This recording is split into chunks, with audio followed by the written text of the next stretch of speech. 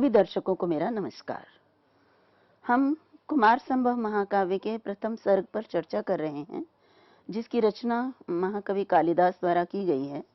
इससे पूर्व हमने पद्यों में ये देखा कि किस प्रकार से पार्वती का जन्म होने के बाद पार्वती की बाल्यावस्था का वर्णन कालिदास ने किस प्रकार से अत्यंत ही प्राकृतिक ढंग से किया, और उसको हम सभी जितने भी बाल्यकाल से गुजर चुके हैं वो सब उसको महसूस कर सकते हैं और अपना अनुभव उसके साथ हमें एकदम से साथ प्रतीत होने लग जाता है।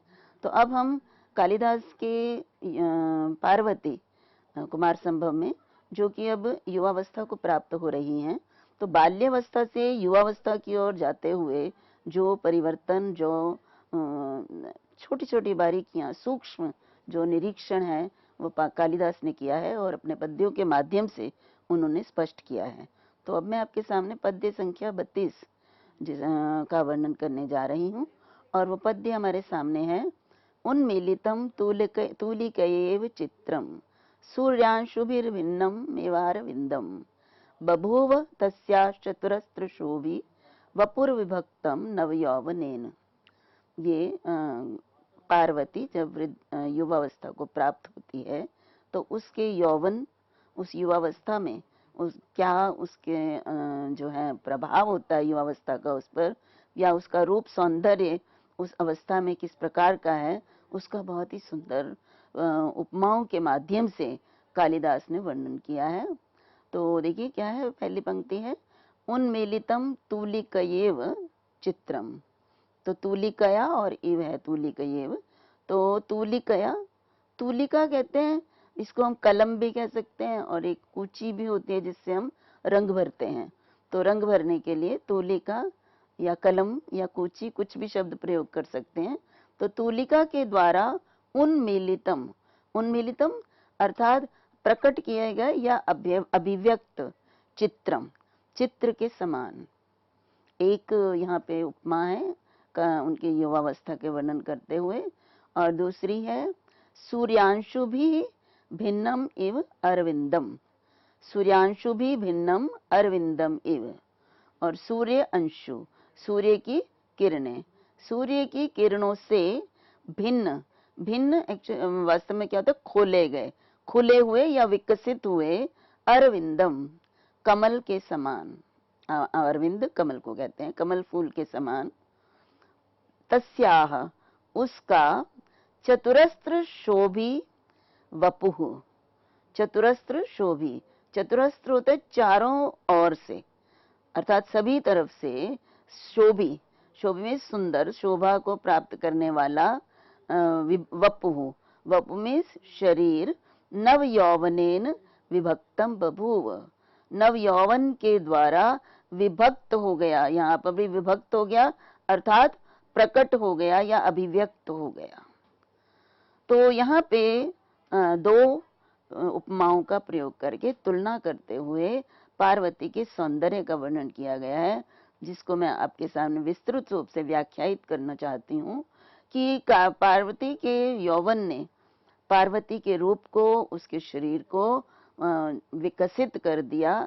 इसका तात्पर्य ये है कि सौंदर्य, देखिए बाल्यकाल से ही ये ज्ञात हो जाता है कि ये व्यक्ति, ये बच्चा, उसका रूप सौंदर्य कैसा होगा, लेकिन बचपन में वो रूप जो है उसके अंगों में विभक्त अभी नहीं हो सकता, स्पष्ट नहीं होता।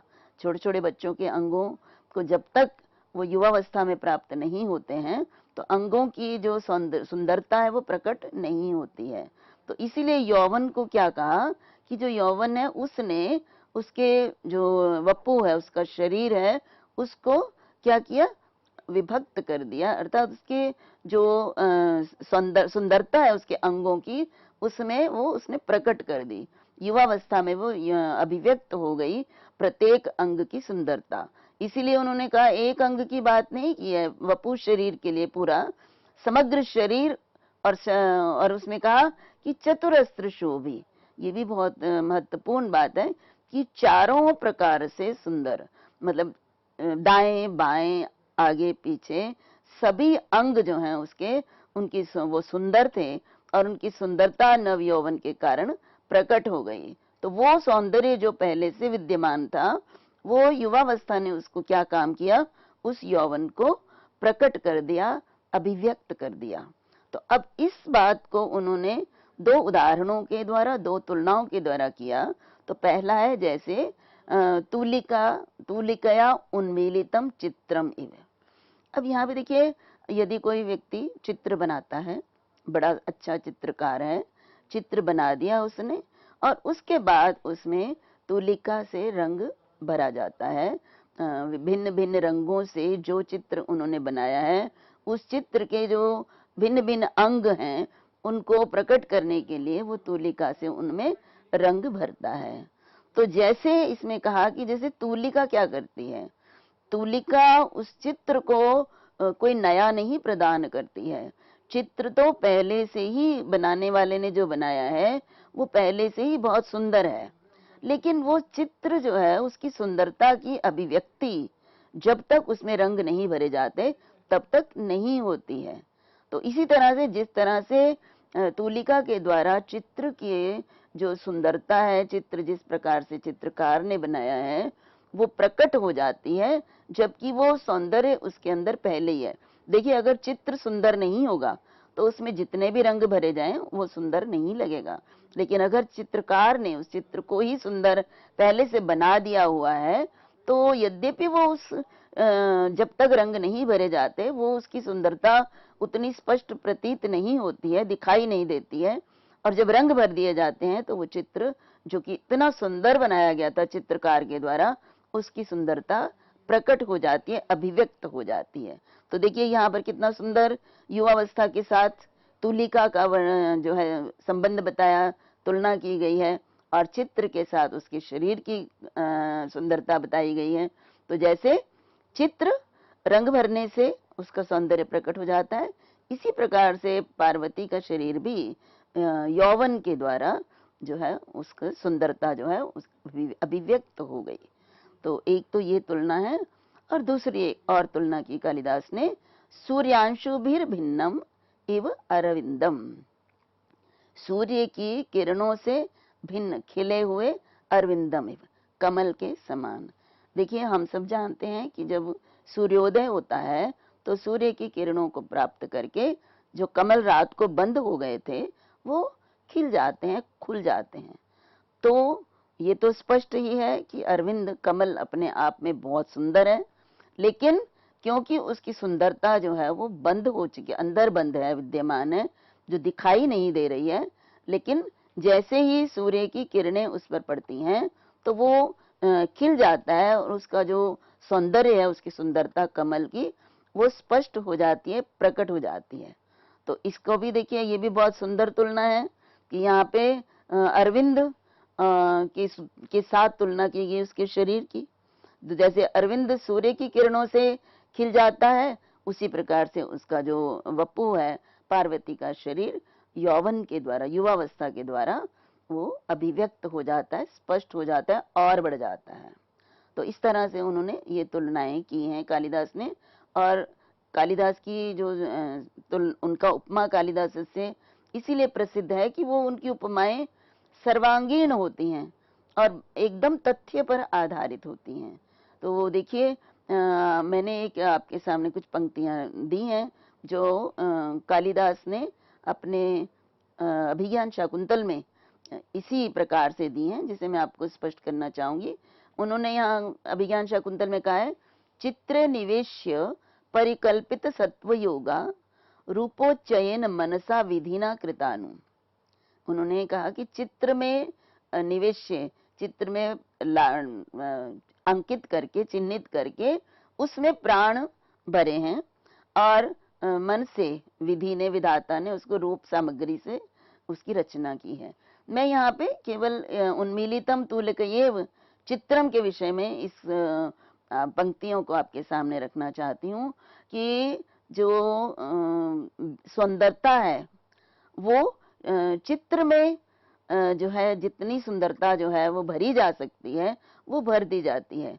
जैसे मान लीजिए विधाता किसी की रचना करता है, तो एक बार अगर बना दिया तो बना दिया, लेकिन अगर चित्र बनाया जाता है किसी का, चित्र में कहाँ कहाँ पर उसमें और परिवर्तन लाया जा सकता है, कहाँ कहाँ पर और सौंदर्य डाला जा सकता है, तो वहां पर ये सुविधा होती है।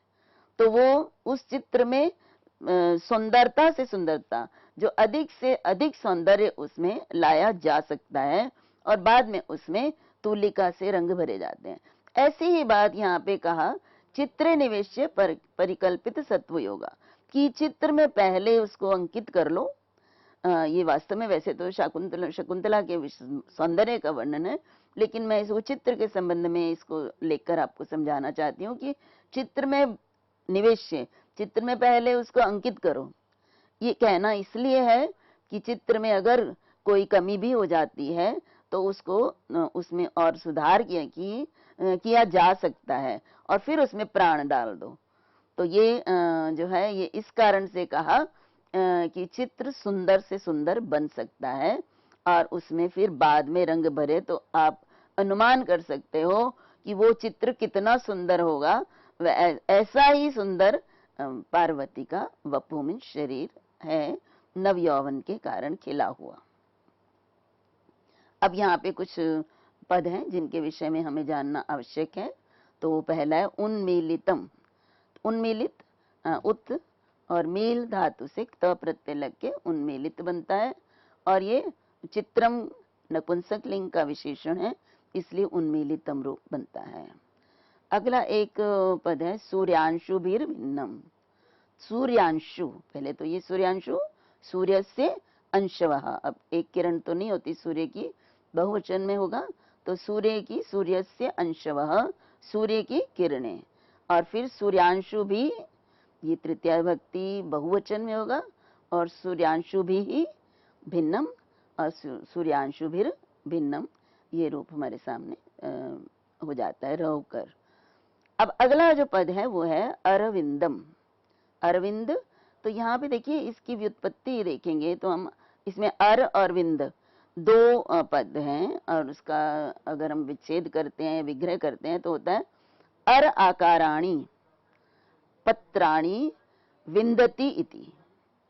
वैसे अरविंद मतलब अर आकाराणि विंदति इति, तो अर आकार के क्या, जो उसकी पत्तियां होती हैं, तो अर आकाराणि, अरे के आकार। अब अर क्या, यहाँ पे जो रथ का जो पहिया होता है वो गोल होता है, और ये जो कमल की पंखुड़ियां हैं ये भी उस अरे के आकार की होती हैं, अर्थात गोल होती हैं। तो अरे के आकार की पत्तियां जो विंदती, जो धारण करता है, प्राप्त करता है, जिसमें अर के आकार की पत्तियां विद्यमान होती हैं, उसको अर विंद कहते हैं। तो अर प्लस विद धातु है, और श प्रत्यय लगकर अरविंद बनता है, जिसमें विंदी धातु होती है। तो इदित धातु है, तो इसलिए इदितो नुम धातु से नुम आगम होकर अरविंद बनता है। तो इस प्रकार से अरविंद की व्युत्पत्ति हमने देखी।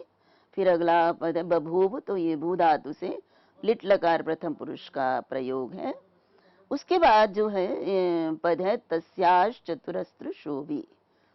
देखिए समस्त पद हो या संधि किया हुआ पद हो तो उसको विच्छेद करना, उसका विग्रह करना अत्यंत आवश्यक हो जाता है। उससे ये ज्ञात हो जाता है कि इसके अंदर कौन कौन से पद विद्यमान हैं। तो यहाँ पे देखिए तस्याश चतुरस्त्र शोभी, तो यहाँ तस्याह और चतुरस्त्र शोभी ये इसमें पद हैं। तो पहले हम चतुरस्त्र को देखेंगे। चतुरस्त्र क्या है?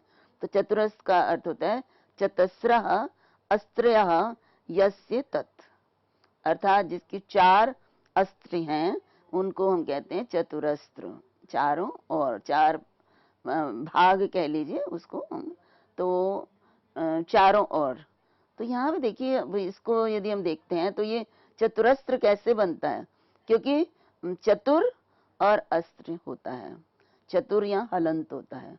तो यहाँ पे एक आचार्य पाणिनि का सूत्र है सुप्रात सु श्व सुदिव शारी कुक्ष चतुरस्त्र एणी पद, फिर है आज पद प्रोष्ठ पदाः, अज पद एणी पद अज पद प्रोष्ठ पदा, ये कुछ शब्द दिए गए हैं उनमें देखिए यहाँ पे चतुरस्त्र भी है, तो उनका कहना है कि ये जो है निपातन से सिद्ध होते हैं। तो यहाँ पे निपातन से सिद्ध होने का मतलब कि कुछ ऐसे भी कार्य होते हैं जो इनको प्राप्त नहीं होते हैं लेकिन प्रसिद्ध होते हैं, इसलिए इनको हो जाते हैं। इसलिए निपातन से यहाँ पे चतुर में जो र है उसमें अ का आगमन हुआ है, तो इसलिए चतुर और अस्त्र चतुरस्त्र बनता है।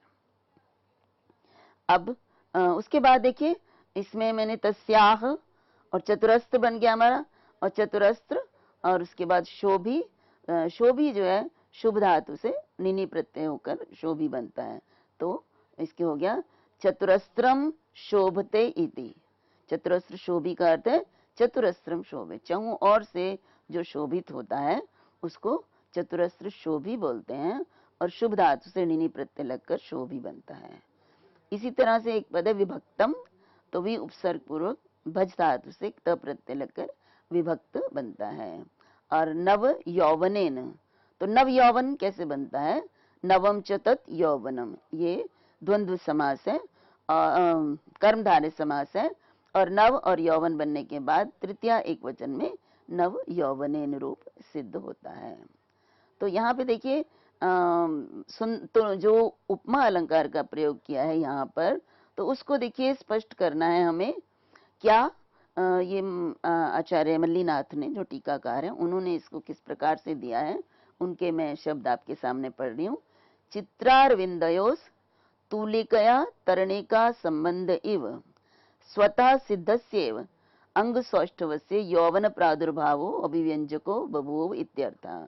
तो देखिए यहाँ पे क्या है, चित्र और अरविंद, यहाँ पे किससे तुलना की गई है, वपु की चित्र और अरविंद के साथ, और तूलिकया और तरणिका, तो तूलिका और तरणिका के साथ संबंध के है, इसलिए स्वतः सिद्धस्येव अंग सौष्ठवस्य। देखिए तो यहाँ पे क्या है कि दोनों ही जो है, यहाँ दोनों ही स्थितियों में चित्र और अरविंद दोनों ही स्थितियों में क्या है, वो रूप तो स्वतः सिद्ध है, उनमें स्वतः सिद्ध सौंदर्य है, अंग सौंदर्य है, और उनके समान यौवन प्रादुर्भाव अभिव्यंजको बहु इत्यर्थ, उन्हीं के समान यौवन का जो प्रादुर्भाव है उस रूप का अभिव्यंजक हो गया। जैसे चित्र का अभिव्यक्त करते हैं तूलिका से, और अरविंद का की अभिव्यक्ति करते हैं सूर्य की किरणों से, तो इसी तरह से उस स्वतः सिद्ध पार्वती का रूप यौवन, जब यौवन का प्रादुर्भाव होता है तो वो उसको अभिव्यक्त करता है। कोई नया नहीं है कि भाई यौवन आने पर सौंदर्य प्राप्त हुआ है, सौंदर्य तो पहले ही विद्यमान है, यौवन अवस्था में वो सौंदर्य और निखर कर आया है। तो इस प्रकार से मैंने आपके सामने पद्य संख्या 32 को स्पष्ट किया। अब अगला पद्य है आपके सामने पद्य संख्या 33। अब इस पद्य को मैं आपके सामने पढ़ूंगी। अभ्युन्नत अंगुष्ठ नख प्रभाभिर निक्षेपणाद रागमिवोद्गिरन्तौ आजहरतुस तच्चरणौ पृथिव्याम स्थलारविंद श्रियम अव्यवस्थाम। अब यहाँ पे देखिए कालिदास ने अब पार्वती के जो शरीर के भिन्न भिन्न अंग हैं उनका वर्णन किया है। आगे अनेक पद्यों में उन्होंने पार्वती के शरीर के प्रत्येक अंग के विषय में उसका वर्णन किया है, और जिसको हम कहते हैं नख शिख वर्णन, अर्थात पैर के नाखून से लेकर उसके सिर तक जो है पूरा अंगों का वर्णन नखशिख वर्णन कहलाता है। और वही कालिदास ने अपने अगले पद्यों में किया है, और इस पद्य से ही वो आरंभ हो गया, और उन्होंने सबसे पहले पार्वती के नख का वर्णन किया, अंगूठे के जो नख होते हैं पैर के, उनके विषय में। तो क्या है, अभ्युन्नत अंगुष्ठ नख प्रभावी निक्षणेपात रागम इव उद्गिरन्तौ। ये पार्वती के चरणों के विषय में कहा, उनके पैरों के विषय में कहा कि निक्षेपणात रागम इव उद्गिरन्तौ। निक्षेपण होता है रखना, पैर जब हम रखते हैं धरती पर उसके कहते हैं रखना, रखने से राग, राग में लालिमा को, उद्गिरन्तौ उगलने वाले, प्रकट करने वाले। तो यहाँ पे अब लालिमा जो है किससे प्रकट होगी, तो अभ्युन्नत अंगुष्ठ नख प्रभावी। अभ्युन्नत ऊपर की ओर उठे हुए, अंगुष्ठ अंगूठे के, नख नाखून की प्रभा, प्रभा में प्रकाश या ज्योति से, रागम इव उद्गिरंतौ, राग लालिमा को उद्गिरंतौ प्रकट करते हुए। तो देखिए यहाँ पर पार्वती के जो पैर हैं उनका वर्णन करते हुए कहते हैं कवि, उनके पैरों के सौंदर्य को जब बताते हैं तो सबसे पहले कहते हैं कि वो जो उनके चरण हैं वो उनके अंगूठे जो हैं पैर के वो उठे हुए हैं, अभ्युन्नत ऊपर की ओर उठे हुए हैं, और उनमें जो उनके जो नाखून हैं उनका जो प्रकाश पड़ रहा है, इतने चमकदार चमकीले नाखून है। देखिए आजकल हम लोग जो है कृत्रिम साधनों से अपने नाखूनों को चमकदार बनाते हैं, लेकिन पार्वती का सौंदर्य किस हद तक है कि उनके जो पैरों के नाखून हैं वो स्वयं ही उनमें प्रकाश है, और उनके प्रकाश से ही वो जो उसके चरण हैं वो क्या प्रकट कर रहे हैं, राग लालिमा, उनमें से प्रकाश निकल रहा है, तो प्रकाशित हो रहे हैं वो चरण। तो वो तो इसलिए पुनः देखिए हम कहेंगे कि अभ्युन्नत ऊपर की ओर उठे हुए, अंगुष्ठ अंगूठे, यहाँ पैर के अंगूठे के लिए आया है और दो हैं तो द्विवचन में अभी मैं आपको बताऊंगी। अंगूठों के नख नाखूनों की प्रभा के द्वारा निक्षेपणात् रखने से, रागम उद्गिरंतौ इव, मानो राग अर्थात लालिमा को उद्गिरंतों में उगलते हुए या प्रकट करते हुए, ये चरणों के लिए आया है। तो प्रकट करते हुए तत् चरणों, तत् यहाँ पे पार्वती के लिए है, तस्याह चरणों, उनके चरण अर्थात जो दोनों पैर हैं वो पृथिव्याम, पृथ्वी पर, स्थल अरविंद श्रियम अव्यवस्थाम आजहरतु। स्थल अरविंद, स्थल अरविंद होता है पृथ्वी के कमल। देखिए कमल जो है पानी में भी खिलते हैं, पानी में खिलते हैं, और ये भूमि में खिलने वाले कमल की अव्यवस्था, अव्यवस्था में अनियमित, तो स्थल अरविंद श्रियम, पृथ्वी पर उगने वाले कमलों की अव्यवस्था में जिसका नियम नियत नहीं है, अनियत जो है क्या, श्री शोभा को आजहरतु में धारण करते हैं। ये बहुत ही सुंदर कालिदास ने पार्वती के चरणों का जो वर्णन आरंभ किया है, ये बहुत ही सुंदर और बहुत ही जो शास्त्रीय ढंग से जो वर्णन करना चाहिए एक किसी भी व्यक्ति का, किसी भी स्त्री या पुरुष के शारीरिक सौंदर्य को बताने के लिए कैसे आरंभ करना चाहिए, ये कालिदास ने अपने इस पद्य में स्पष्ट किया है। और हमने यहाँ देखा कि जब कालिदास आरंभ करते हैं पार्वती के रूप सौंदर्य का वर्णन करना, तो सबसे पहले उसके पैर के नख से शुरू करते हैं और फिर पैर का वर्णन करते हैं। तो यहाँ पे देखिए अब हम ये यहाँ पे उत्प्रेक्षा की है, मानो जो कालिदास कह रहे हैं कि जो उनके पैर हैं मानो वो स्थल अरविंद की शोभा को धारण कर रहे हैं, जो पृथ्वी पर उगे हुए कमलों की शोभा को धारण कर रहे हैं। तो यहाँ कैसे, तो देखिए अब जो कमल हैं वो कमल जब खिलते हैं तो वो ऐसा नहीं है कि वो ऊपर उठते हैं एक जगह से दूसरी जगह जाते हैं, ऐसा तो नहीं होता।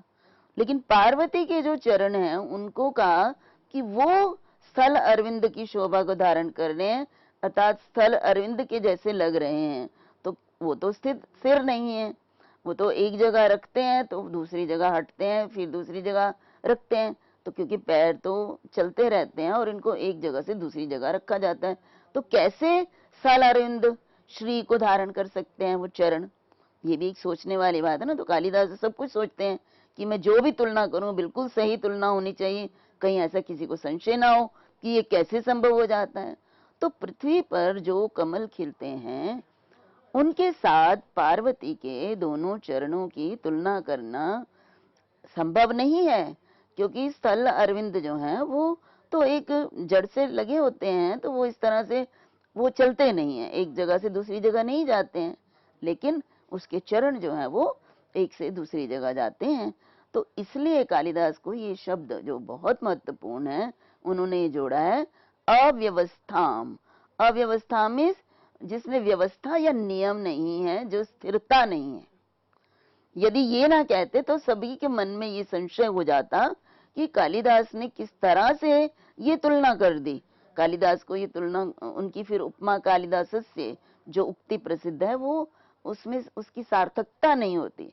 तो ये कालिदास सूक्ष्म दृष्टि से उन्होंने देखा और उन्होंने यहाँ पे कहा कि अव्यवस्थाम, अर्थात क्योंकि जो स्थल कमल हैं वो तो स्थिर होते हैं, उनमें स्थिरता होती है, लेकिन चरणों में स्थिरता नहीं होती है।